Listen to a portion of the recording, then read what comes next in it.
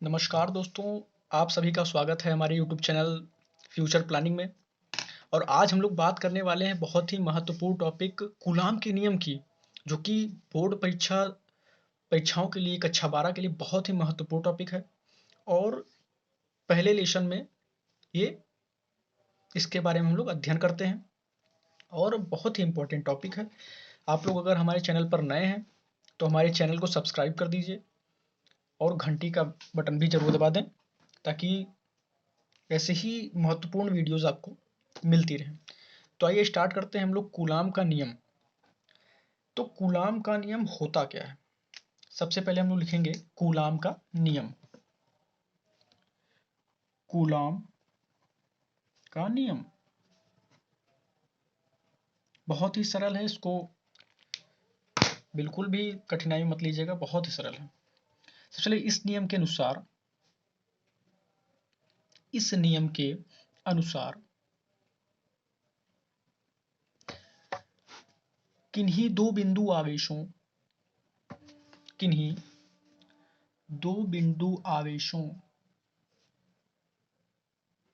अभी हम आपको सब बताएंगे कि बिंदु आवेश क्या होता है और उनके बीच की दूरी क्या होगी। तो क्या हो जाएगा, दो बिंदु आवेशों के बीच लगने वाला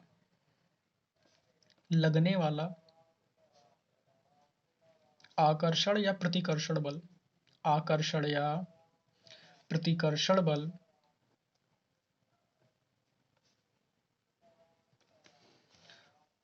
उन दोनों आवेशों के, या कर लेते हैं, या माफी चाहूंगा, प्रतिकर्षण बल उन दोनों आवेशों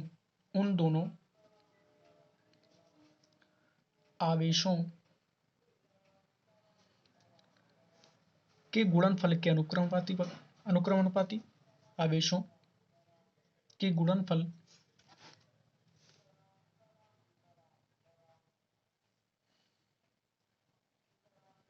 के अनुक्रमानुपाती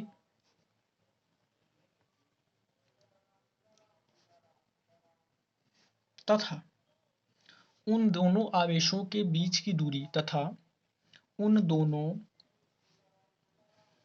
आवेशों के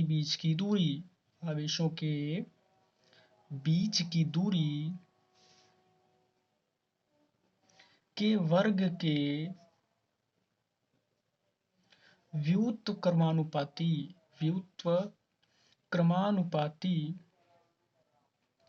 होता है। यही हमारा कूलाम का नियम है। तो अब हम लोग इसको सिद्ध करेंगे कि इससे क्या सूत्र निकल के आता है और जिस पर हमें आगे चलकर न्यूमेरिकल भी लगाना है। तो सबसे पहले हम लोग नियम को पढ़ेंगे और देखेंगे क्या कहना चाह रहा है नियम और क्या बता रहा है।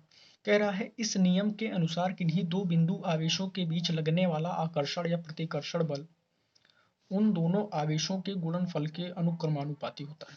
अर्थात F is proportional to Q1 Q2 अनुक्रमानुपाती तथा उन दोनों आवेशों के बीच की दूरी के। अब सबसे पहले हम लोग दो बिंदु आवेश मान लेते हैं। जैसे मान लिया हमने ये दो बिंदु हैं और ये बिंदु पर आवेश अर्थात बिंदु आवेश, तो इन दोनों का गुणनफल के अनुक्रमानुपाती तथा इनके बीच की दूरी हम लोग मान लेते हैं स्मॉल r। इनके बीच की दूरी के वर्ग के व्युत्क्रमानुपाती अर्थात F इज प्रोपोर्शनल 1/r²। ये हो गया। अब इसको समीकरण मान लेते हैं एक, इसको समीकरण 2। समीकरण 1 व 2 से दोनों को इज इक्वल टू में लिखेंगे, या इज इक्वल टू में न लिखकर प्रोपोर्शनल के रूप में बराबर करके लिखेंगे। अब proportional Q1 Q2 upon r² लिखा जा सकता है। बिल्कुल लिखा जा सकता है, बिल्कुल लिखा जा सकता है, क्यों नहीं लिखा जा सकता। अब जाहिर सी बात है, जब कोई भी प्रोपोर्शनल का चिन्ह या अनुक्रमानुपाती का चिन्ह हटता है तो उसके जहां पर एक नियतांक आता है। तो नियतांक क्या हो जाएगा हमारा, F is equal to K into Q1 Q2 upon r²। बहुत इंपॉर्टेंट और बहुत सरल है, इसको बिल्कुल भी कठिनाई में मत लीजिएगा।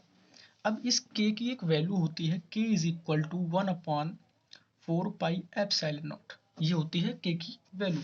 तो इस k की वैल्यू को इसमें रखेंगे, अर्थात यहाँ रखेंगे इस k पर, then f is equal to 1/4 pi epsilon naught q1 q2 upon R square. और यही हमारा कूलाम का नियम है, जिससे एक फार्मूले की उत्पत्ति होती है। अच्छा, अब कुछ महत्वपूर्ण बातें हैं। बहुत लोग सोच रहे होंगे ये एप्सिलॉन नॉट क्या है और ये वैल्यू इसकी क्या होती है, एप्सिलॉन नॉट की वैल्यू क्या होती है। तो इसके लिए हम लोग इसको बता देते हैं, जहां एप्सिलॉन नॉट निर्वात की वैद्युतशीलता है, निर्वात की वैद्युतशीलता है, क्या है, वैद्युतशीलता है। और इसकी जो वैल्यू होती है एप्सिलॉन नॉट की, वो होती है 8.85 गुणे 10 की घात -12 coulomb square upon newton metre square. कैसे न्यूटन मीटर स्क्वायर? भाई जाहिर सी बात है, अगर मैं बता दूंगा, आखिरी में बताता हूँ आपको। यहाँ से हम लोग एप्सिलॉन नॉट की जो विमा निकालेंगे, तो ये हो जाएगा एप्सिलॉन नॉट यहाँ आ जाएगा और एफ आ जाएगा यहाँ पर। तो epsilon naught is equal to 1/4 pi into F हो जाएगा, और Q1 Q2 upon R square हो जाएगा। ठीक। अच्छा, अभी मैंने बोला था कि मात्रा के बारे में बताता हूँ, तो यहीं पर मैं बता देता हूँ कि कूलाम स्क्वायर अर्थात दो आवेश हैं, तो एक का कूलाम तो दो का कूलाम स्क्वायर अपॉन बटा है, मतलब बल का होता है न्यूटन, तो newton R square metre square, तो ये मात्रक का हो गया। अच्छा, अब आती है विमा की। तो एफ की जो विमा होती है वो होती है 1/mLT -2 होती है विमा, ये होती है एफ की बल की।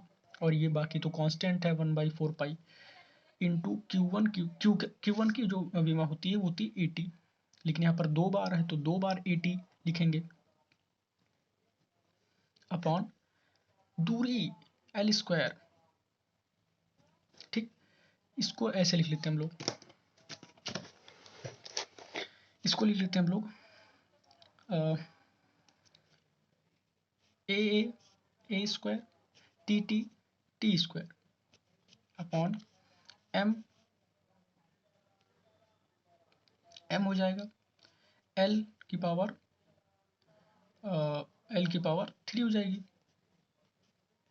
एल की पावर 1 1 2 3 हो जाएगी, और टी की पावर -2 हो जाएगी। ठीक, अब इन सभी को हम लोग इस सब को ऊपर भेज देंगे, अर्थात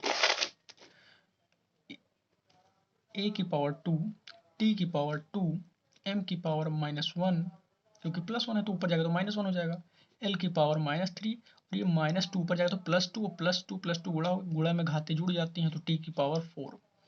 ये आपका कभी कभी सवाल आ जाता है कि एप्सिलॉन नॉट की विमा बता दीजिए, तो ये एप्सिलॉन नॉट की विमा हो जाएगी हमारी। ठीक। अच्छा, अब एक चीज बाकी रह जाती है कि 1/4 पाई एप्सिलॉन नॉट की वैल्यू क्या होती है। तो 1/4 पाई एप्सिलॉन नॉट की वैल्यू जो होती है वो होती है 9 गुणे 10 की घाते 9। कहीं भी न्यूमेरिकल में हमें जरूरत पड़ेगी तो हम लोग इसी वैल्यू का यूज करेंगे।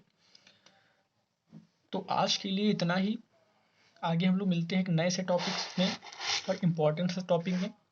चैनल को सब्सक्राइब कर दीजिएगा। धन्यवाद।